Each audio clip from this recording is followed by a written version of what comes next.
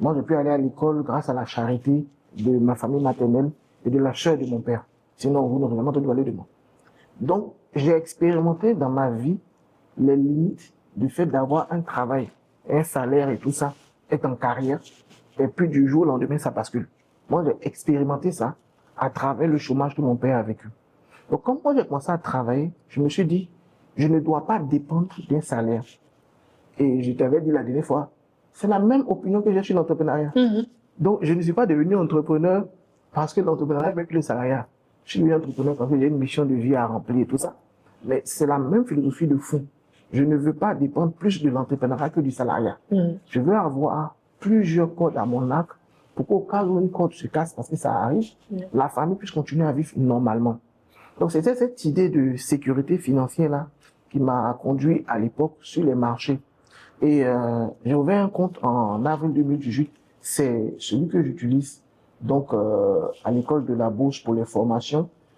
On a 4 comptes titres, 4 comptes au niveau de la famille Kwao, 3 comptes titres et un compte de fonds commun de placement. Et pour des raisons que vous devinez, on ne peut pas vous présenter tous les comptes.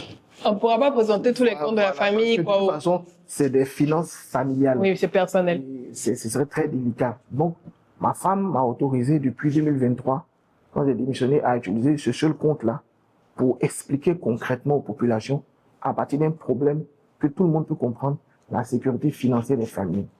Donc, quand on finit de dire ça, comment on construit cette sécurité-là?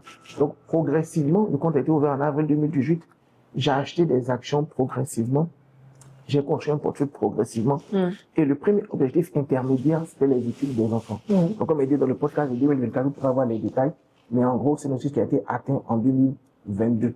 En 2022, le compte titre des enfants a réalisé 2 632 332 de gains, comprenant 1 227 399 de dividendes et 1 404 933 de plus-value.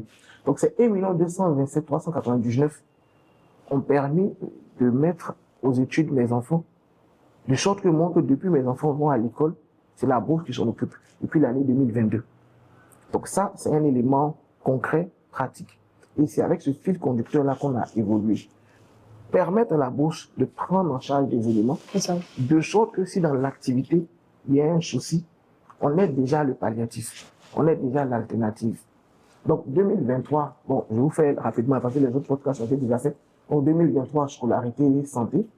2024, scolarité, santé, électricité, eau, Internet, carburant, assurance véhicule, maintenance véhicule.